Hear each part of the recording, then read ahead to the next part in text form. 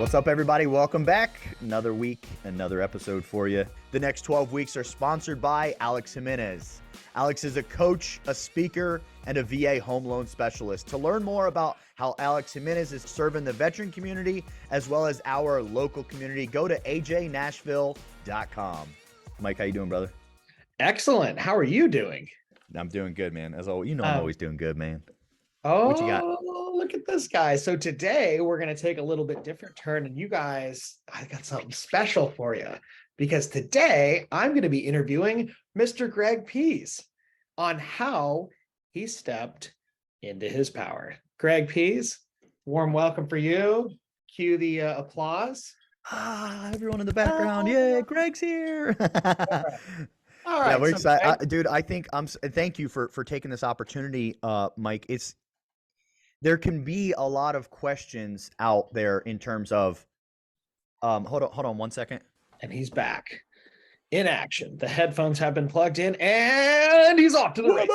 Dude, thank you for taking, because look, someone can look at, I like to say a lot that I'm still on the ground floor, and I'm comfortable with that statement in actuality. And sometimes, Mike, you say, you'll correct me, you'll say, dude, you're way further than the ground floor. I don't know. I'm comfortable with that statement because I know that, like, I think when I say on the ground floor, people can say, well, then you're just getting started. Well, I've built a pretty sexy foundation. Greg, stop right there. All right, all done. No, we're going right into the interview. I'm Send sorry. it. Good. That is exactly where we need to start.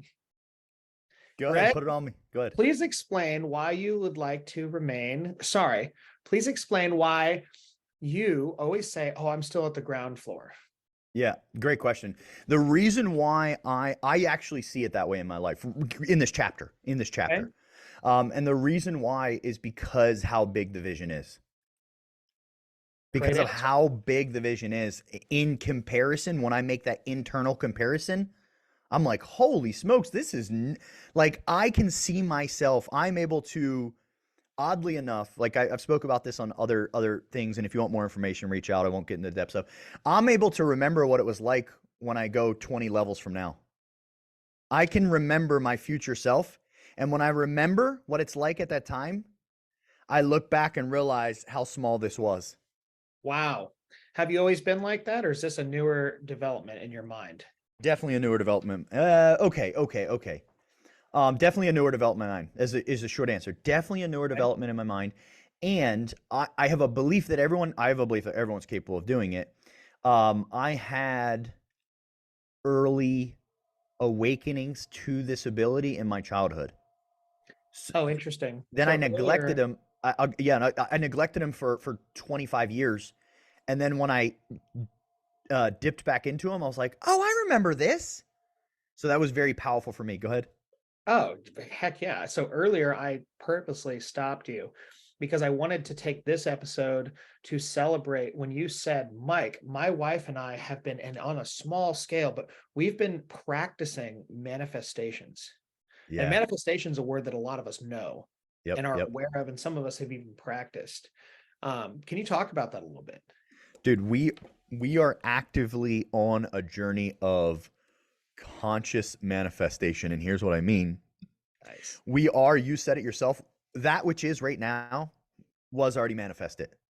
So, like, if you're not going to the gym and you'd like to go to the gym, you'd have to do something new. But if you'd like to manifest, you're already doing it. So we are consciously manifesting. We are being very clear. And an example would be, I shared my wife. I started to get to a place in my business. I allowed myself, literally.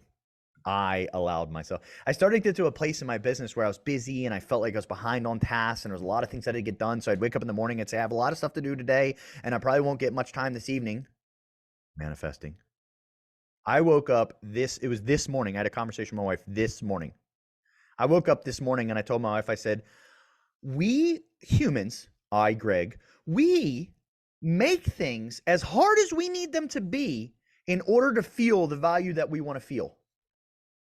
I told my wife, I said, I don't have a lot of tasks. I got a few things that got to be done, and they're really easy, and I'm going to get them done really quick because I decided to.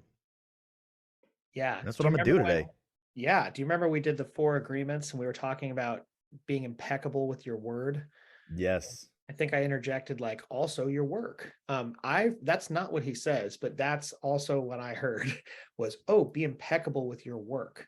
And so with your manifestations and with your tasks, being impeccable. So let's take a step back. When we talk about you here, when Greg says, oh, I'm just at the ground level here. I look at all these accomplishments Greg's made, and I think, no, you're not. And then my mind assumes, or it's probably actually from knowing him very well. And tell me if this is correct, and then I'd like you to talk about this. And if it's not, I have another question. So, is this also because you're remaining in the student's heart? Like, in other words, you're looking to give back, so you're constantly looking to learn and get more of that knowledge. Yes. Yes.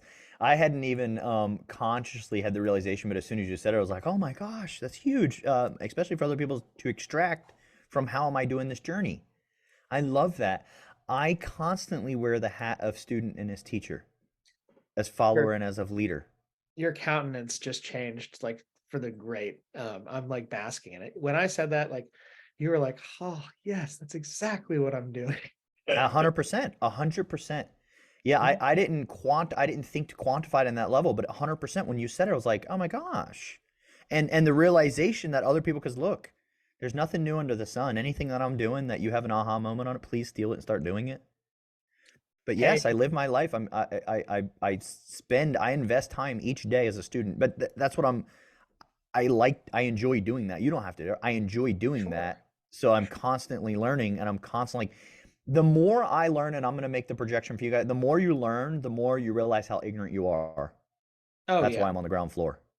I mean, and I get that. And so this is a reframe. If you guys haven't listened to it yet, go back and listen to our reframe episode, which I thought That was was a good one. phenomenal. That was a great We one. we touched the surface of reframing. But what I essentially just did there and what Greg just did is reframe something. I'm at the ground level. Well, what is the ground level? If you reframe the ground level, oh, I'm actually constantly learning. So I see myself in this manifestation over here, but I'm still constantly learning. And the beautiful thing about this is when you get over here, and if you're looking at the video, I'm putting my hand way out, but when you get over there, Mr. Greg Pihs, you're still going to be learning. And you're probably going to still be on the ground level. It's 100%. just the ground level is going to be stacked up pretty high. Anyway, 100. Yeah, the journey will never. I think to say the journey will never end. I mean, one day the 3D journey will end. yeah, But 100%. Yeah, yeah. We'll just keep. And I love, like, it is the most. I had this realization, like, when I look at. So when I was younger, some of you will identify with this. I think a lot of you, and some of you, may, okay. We think of, like, well, when we were younger enough, 35 was old. But as we got a little bit older, we still seen, like, maybe there's a time when 40 was old, and now 40 is very young for everyone. But 50, 60. But I remember thinking when I was younger, and I grew up in poverty and lesser, scarcity mindset. Okay. So someone that was 60 years old was ancient. And I remember looking at people that were 60 and they were like walking around like death. I'm serious. I'm just sharing data here. Now I see people and, like, I mean, literally fucking the other day, this is a couple months ago, actually, fall time. I'm at the nursery, this local nursery. And this guy's like this older gentleman. I mean, you can tell he's older, but he's looking very youthful. And I don't know him. We both parked. We got out of our cars and we're kind of walking side by side, heading up to the nursery. And so I looked at him. I said, "You want to race?" And he said, "Nah, young man." He said, "I'm 85." He said, "You can go ahead." I said, 85? Damn! 85? And you're going yeah. to the nursery to pick out something to take home and play? 85? My point is, I think those humans never knew. They never learned. They never grew up. They were always curious. I believe that to be one of the freaking secrets. Oh, right there. Right there. I wish we had like the dropping bombs, like Boom! Brad Lee. Shout out to Every time I see people that are in their 70s, 80s, and 90s, and they're just like full of youth, dude. Dude, I want to give a shout out to, I won't say this young gentleman's age, but we both know, dude, John Bell. Bro, if you're local to Middle Tennessee, like, I'm not gonna say how young that gentleman is, but holy shit, I, like, respect the hell out of his youth. Oh, This John guy's getting Bell warmed has up. He's still getting yeah. warmed up right now. Like, he's still Yeah. making, like, like, I have the privilege of sometimes working with him behind the scenes. Like, this guy has some monumental stuff in motion behind the scenes, like monumental. I'm like, dude, and like this guy, you could talk to him about his age. He's very young. He's up there a little bit, right? He's young, but dude, you would never like if you asked him if he shares his age with you, I have to think you would be taken back a couple steps. And that's powerful. And that guy still has things that he has to achieve. And I believe that to be part of the secret. No, bravo to Don't go that. tell everyone. So let's talk about a few other things that you have stepped away from. I'd like to give the listener the experience of when you arrive at a confrontation. So let's take this one for example. Greg, okay, you grew up in a it sounds like you had a little bit of a lackluster mindset, or maybe big time. When were you presented with the idea of, hey, you can live with an abundance mindset? And then what did the pushback look like? And what did the negative self-talk look like? Good question. I think that the first realization of abundance, I would suggest, takes place maybe around the age of like somewhere around ish the age of like 8, 9, 10, 11-ish, 12-ish. Before 12 years old, no questions asked. Okay. I don't have a specific situation to share. Like, I don't have a story to say this happened and then the aha moment was there. So for those of you who had an opportunity to listen to the first episode, you heard some of the things, some graphic child abuse. I witnessed my brother being killed by my stepmother, some graphic stuff. And so life was very, very scarcity mindset. And as I got a little bit older, I started to realize that when you're 3 years old and you go through this, and 4 and 5 and 6, this is just life. Like people that are in like Ethiopia and these other third world countries, they just don't have a comparison to make.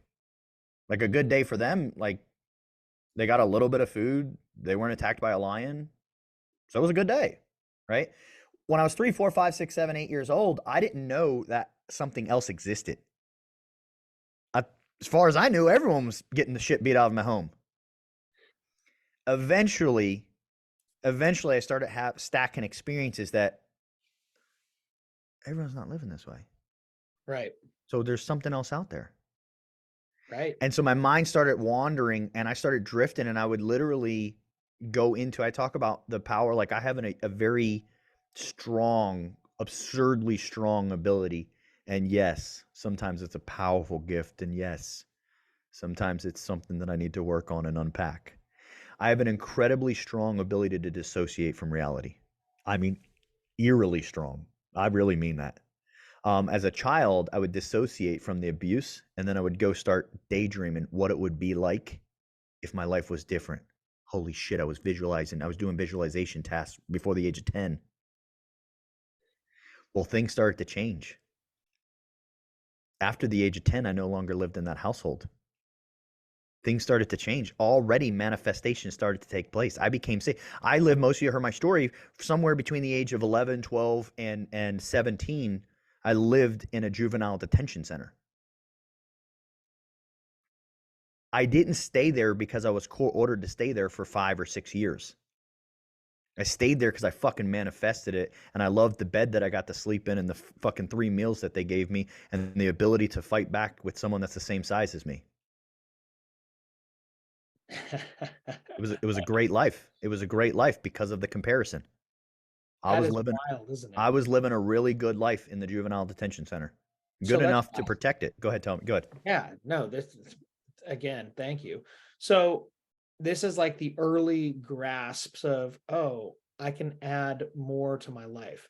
Let's go to the next, from what I recall, major struggle point. Let's go to after the Marine Corps. Okay. What was that like in your head? And the reason, let me just preface this. I'm not going to tell you guys why I'm asking these questions, but I really want to hammer home the confrontation part. So I would like you to try to find the times where you were presented with the possibility of abundance and how you combated it or numbed it. Yeah, okay. I like it. I got to think about it a little bit. There's no questions that always existed.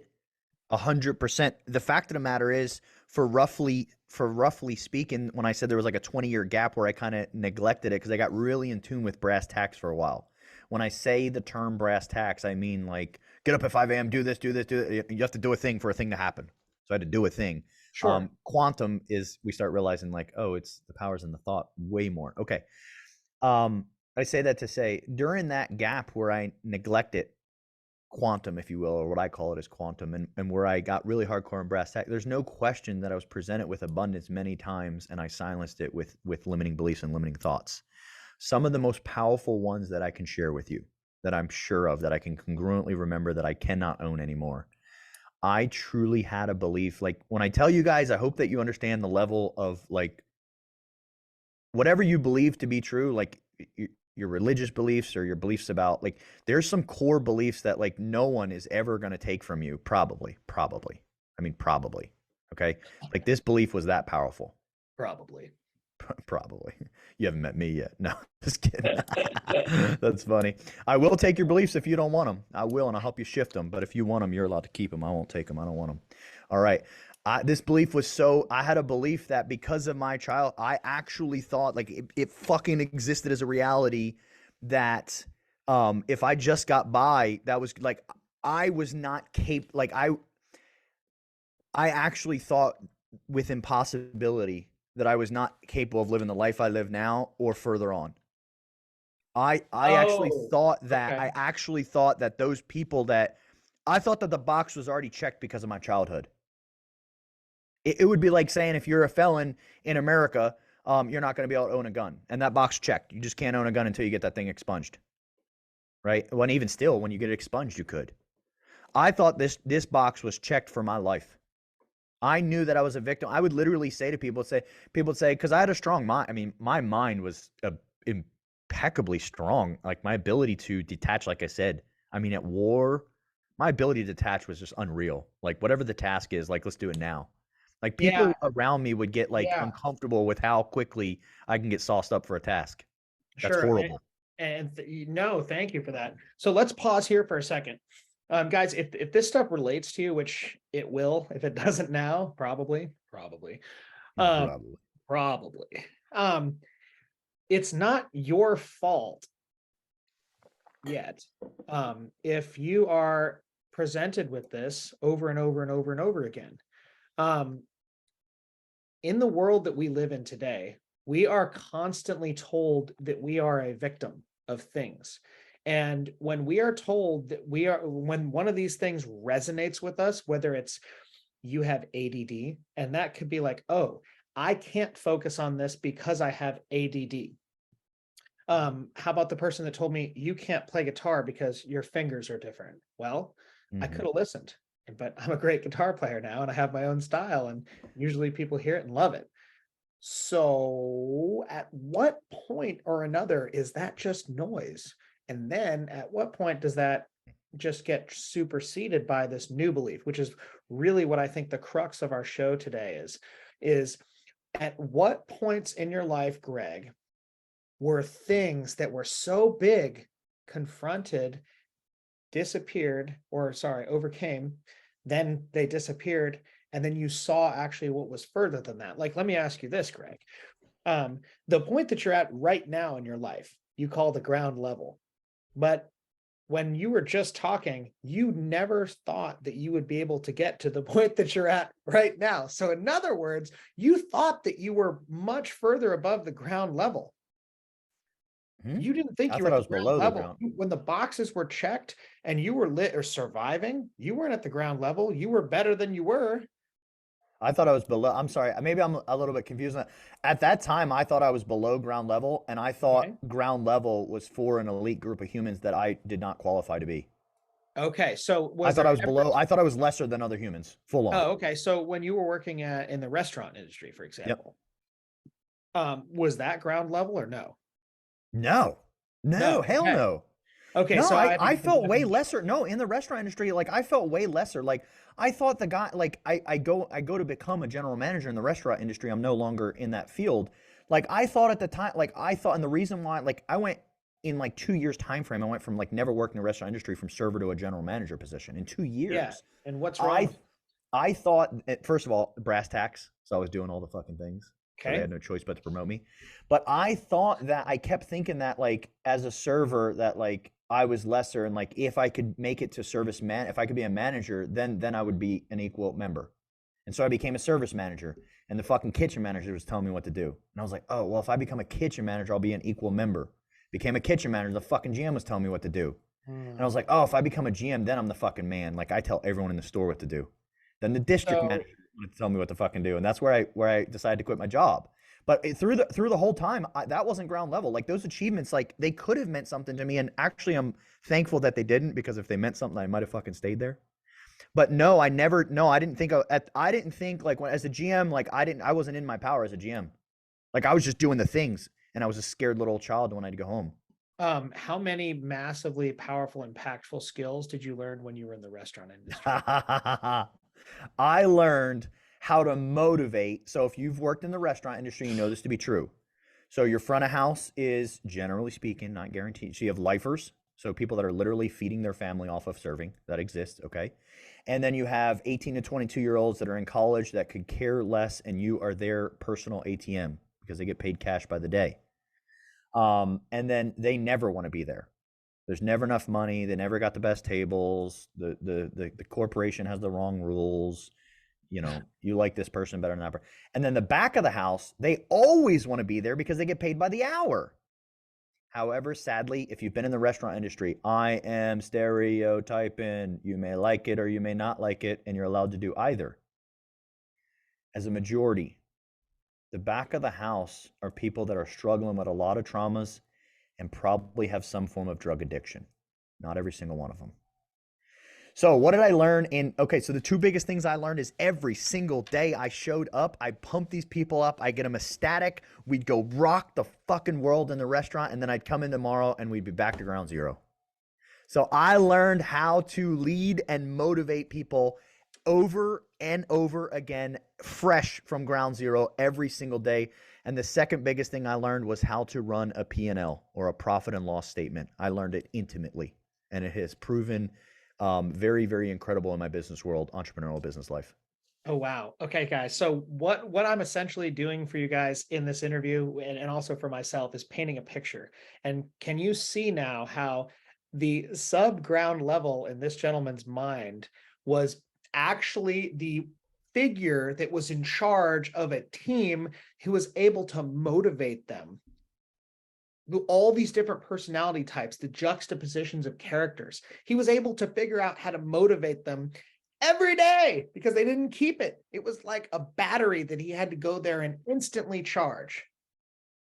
And this is a skill that has, I can tell you firsthand, just from watching it and from participating in and with it and around it.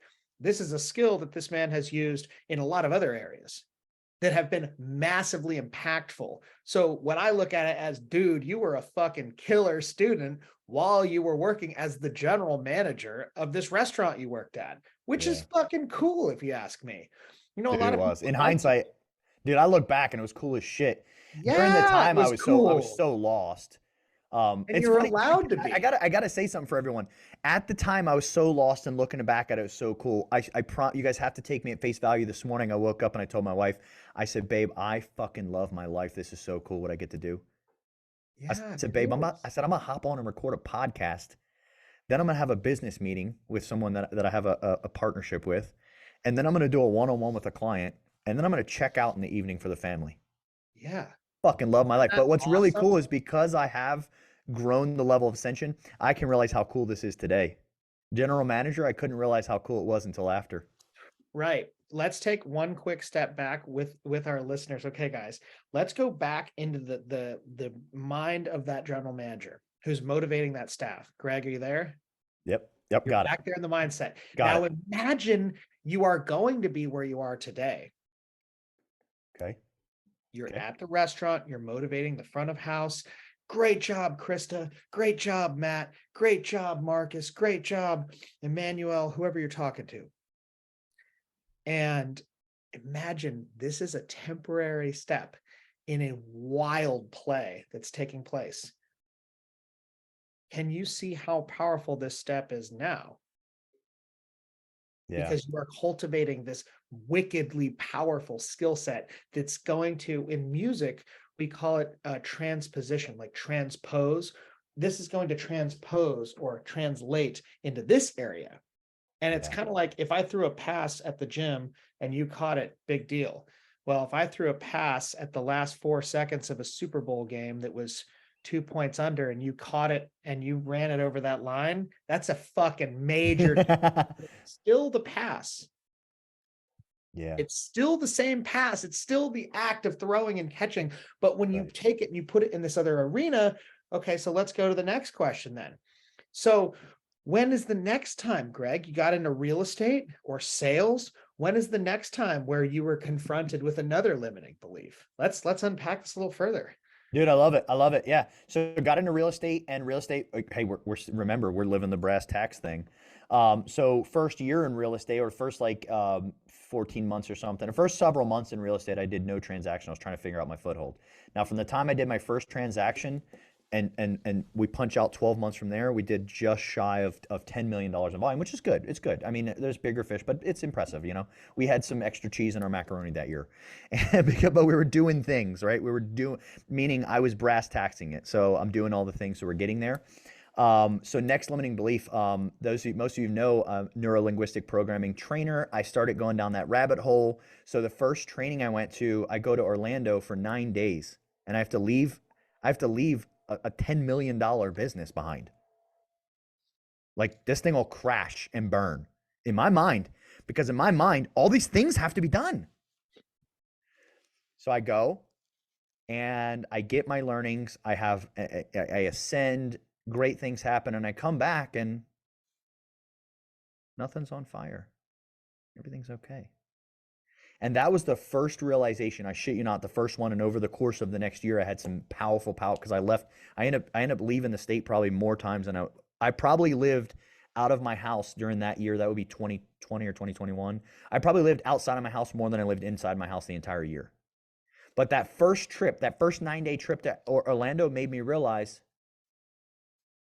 all the fucking things you thought you had to do and you were making yourself do every day, you were making yourself do them so that you could feel some kind of way or validate it by doing those things. But those things weren't actually keeping your business afloat because your business is still afloat and you were gone for 9 days and those things didn't get done. Holy shit, I was making it hard for myself so I could feel valuable. Wow. Isn't that something? Yeah. So after you came back from your first trip out there into the deep dives of NLP, Yeah. were you like, oh my God, I need to go back? So yeah. So first, when I first the practitioner level of NLP, I thought I really was frustrated. And what I mean when I say I was frustrated, I walked away and I felt like, and it was very powerful. I walked away and I felt like Tad James is the company I went with, and I speak very highly of Tad James, always have. I was so pissed at that company when I left my practitioner training because I felt like they highlighted how ignorant I was. I'm like, I just spent all this money and time, and you just made me aware of all the shit I don't know. You didn't help me. Well, unknown unknowns can never be conquered. I don't know. I'm going to suggest that and project that. So you got to know that you don't know before you can ever conquer it. So it was the most powerful thing they've ever done for me. They released me by showing me my unknowns. They made my unknowns knowns. So I came back and I started playing with some of those unknowns, and some things were happening differently. It didn't take about a month being back, if that, and I had already booked I was back for 2 or 3 months, and then I left. My next NLP training evolution was like 6 weeks long away from the house. It was at that point in time that I was a single real estate agent. I decided to launch a real estate team. I had no clue how to launch a real estate team. By the way, today I have 5 agents. We are growing the team, actively growing the team right now. We're bringing 2 new agents on. I have a mentorship program in my real estate team. So I have someone outside of me, my top producing agent, that will mentor the new agents, and I will not. There was a time when I thought that I didn't know how to run a real estate team, so I couldn't launch a real estate team. When I was gone for that 6 weeks, I realized that either real estate was going to have to disappear, or we were going to have to figure out how to motivate other people to help you to get a piece of the pie, help them grow their business, and still keep these clients afloat with everything we promised. So I just gave it a shot. We just went back to the motivating skill. Motivating. We I just gave went it a back to shot. the I gave it a skill that shot. we I'm got like, from let me the- see what happens. 6 weeks later, I'm like, holy shit, this thing fucking works. Let's throw another agent in there. 100%. And And so yeah, had it not been for the restaurant, you still could have got that skill. However, you might not have. I And agree. there's a good 100%. chance that you might not have, and especially not to the same depth. 100%. So how, guys, those of you who are listening, you might be on, in your car at 6, 7, 8 a.m. or 10 p.m. going to an overnight shift to work in the factory, in the gulags. No, I mean, at the restaurant, as a server, as a busser. I mean, anything. You could be out to do anything. The point is, think about the skills. This is the biggest mind shift. I'm just going to step in for a second. This is the biggest mind shift I've ever taken in anything I've ever done, which is no matter where I'm going, doesn't matter if I like it or if I can't wait to move on to the next thing, which is how I say hate it. If I like it or can't wait to move on to the next thing, what am I learning from this? Am I learning that championship pass, that Super Bowl pass? Am I learning a skill that can be transposed? Because the answer is going to be yes, but the answer is also going to require, where am I extracting this from? And how can I become astutely aware of finding this so that I can add this skill with me? Grant Cardone just said the other day, man, I asked this guy the other day about this thing and he shared this one skill with me. I said, that's right. I just got a new skill and I'm going to take that skill with me. And one day I'm going to use it. And you know what? I don't remember what he said, but I think he said and years later it came up and boom, there's that skill. So I just got to punch him in the face with it or something. Totally paraphrase that. And he probably said something very different. However, the sentence or the sentiment was exact. Okay, how can we take that? So Greg, the real estate team is impressive. Dude, I gotta, let me, okay, let's do this. I think that let's put a pin in it. Okay. I think we come back and do a whole, I would love if you're open, Mike. I think all of our listeners will love it. I'd like to come back next week, pick up where we're at and dive in a little bit deeper. You have helped me right now on this podcast have realizations about myself. And there's no way other people aren't having realizations about their life. Dude, thank you, brother. Thank you. It's great being with you as always. All right, everyone. Again, go ahead. We'd love to hear your thoughts. If you guys have thoughts, if you guys would like even a response from us, comment, send us an email, right? We check them. Might not be the same day. No, I'm just kidding. Send us a comment, send us a thought, send us a question. How can we help you? How can we learn from you? Maybe you had the same experience. Maybe you're going to a restaurant. What restaurant are you going at? What are you going to? Hey, we tip. So anyway, you guys love it. Love it. If you got listening, Greg, thank you. Thank you, brother. If you guys got a story to share, definitely reach out to us. And then again, if there's anything individually that you heard that you want to get a little bit deeper on, reach out to us. We love to share and help people ascend and grow to the next level. As always, be great. It's already in you. We'll see you guys next week. The next 12 weeks are sponsored by Alex Jimenez. Alex is a coach, a speaker, and a VA home loan specialist. To learn more about how Alex Jimenez is serving the veteran community as well as our local community, go to ajnashville.com.